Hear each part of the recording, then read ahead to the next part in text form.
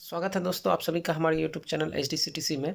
जैसा कि आप सभी को जानते हैं 19 तारीख से जो है पार्ट 3 का एग्ज़ाम शुरू हो रहा है और इसी संदर्भ में मैं आप सभी के लिए, क्योंकि आप सभी का बहुत ही डिमांड था कि ऑब्जेक्टिव प्रश्न को बताया जाए, तो पेपर 5th के जो है ऑब्जेक्टिव प्रश्नों को मैं आज के इस वीडियो में बताऊँगा।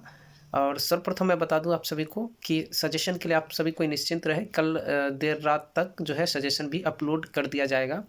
तो चलिए पेपर 5th जो कि आपका ट्रेड यूनियनिज्म जो है उससे है, और यानी कि श्रम संघ से है, और श्रम संघ का प्रथम अध्याय के ऑब्जेक्टिव प्रश्नों को इस वीडियो में हम लोग जानेंगे। तो चलिए वीडियो को शुरू करते हैं। तो इस वीडियो में हम लोग बात कर रहे हैं BA IRPM ऑनर्स पार्ट 3 के पेपर 5th की, जो कि ट्रेड यूनियन से संबंधित है, और इसके प्रथम चैप्टर श्रम संघ अर्थ एवं उत्पत्ति के ऑब्जेक्टिव प्रश्न को हम लोग इस वीडियो में जानेंगे। जैसा कि आप सभी को जानते हैं, आप सभी को सत्य और असत्य में आंसर देना होता है। तो चलिए क्वेश्चन को शुरू करते हैं। पहला प्रश्न, श्रम संघ की स्थापना सर्वप्रथम ब्रिटेन में हुई थी। तो जी हाँ, श्रम संघ की सर्वप्रथम स्थापना ब्रिटेन में ही हुई थी, सत्य है। दूसरा प्रश्न, श्रम संघ श्रमिकों का एक ऐच्छिक संगठन है।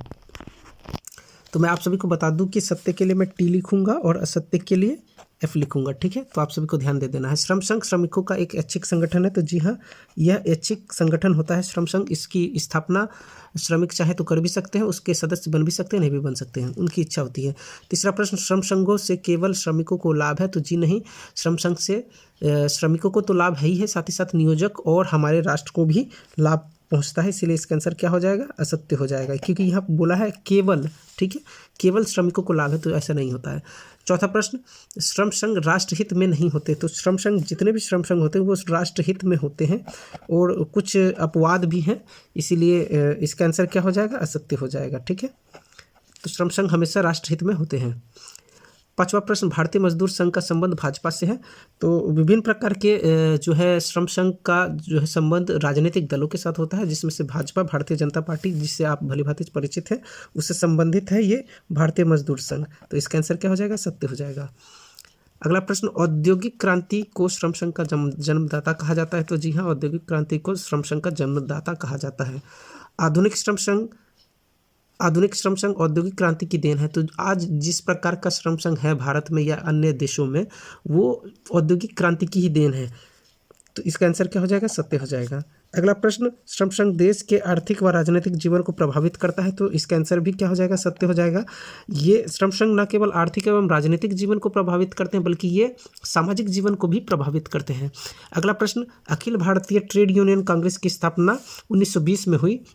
तो जी हाँ, अखिल भारतीय ट्रेड यूनियन की स्थापना जो है 1920 ईस्वी में हुई थी, इसीलिए इसका आंसर क्या हो जाएगा, सत्य हो जाएगा। चलिए अगले प्रश्न की ओर बढ़ते हैं। अगला प्रश्न है, भारतीय मजदूर संघ की स्थापना 1955 में हुई थी। तो जी हाँ, भारतीय मजदूर संघ की स्थापना 1955 में तो हुई ही थी। अगर डेट पूछा जाए तो 27 जुलाई, इसको याद रख लेना है आप सभी को, 27 जुलाई। तो इसका आंसर क्या हो जाएगा, सत्य हो जाएगा। भारतीय राष्ट्र ट्रेड यूनियन कांग्रेस, इंटक, जिसको हिंदी में इंटक भी शॉर्ट में कहा जाता है, इसकी स्थापना 1947 में हुई थी, और इसकी स्थापना 3 मई 1947 को हुई थी। इसका आंसर क्या हो जाएगा, सत्य हो जाएगा, 3 मई 1947। अगला प्रश्न, संयुक्त ट्रेड यूनियन कांग्रेस की स्थापना, जिसे यूटक भी कहा जाता है, कि 1949 में हुई थी। तो जी हाँ, इसकी स्थापना 1949 में हुई थी। और अगला प्रश्न, हिंद मजदूर सभा की स्थापना 1948 में हुई थी। तो जी हाँ, हिंद मजदूर सभा की स्थापना 24 दिसंबर 1948 को हुई थी। तो इसका आंसर भी क्या हो जाएगा, सत्य हो जाएगा। अगला प्रश्न, भारत में एक भी राष्ट्रीय स्तर का श्रम संघ नहीं है। तो मैं आप सभी को बता दूं, अखिल भारतीय ट्रेड यूनियन कांग्रेस, भारतीय ट्रेड यूनियन कांग्रेस, हिंदुस्तान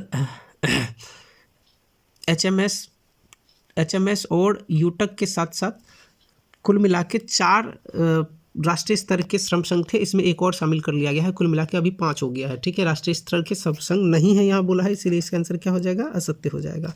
अगला प्रश्न, भारत में सबसे बड़ा श्रम संघ इंटक है। तो जी हाँ, ये भारत में सबसे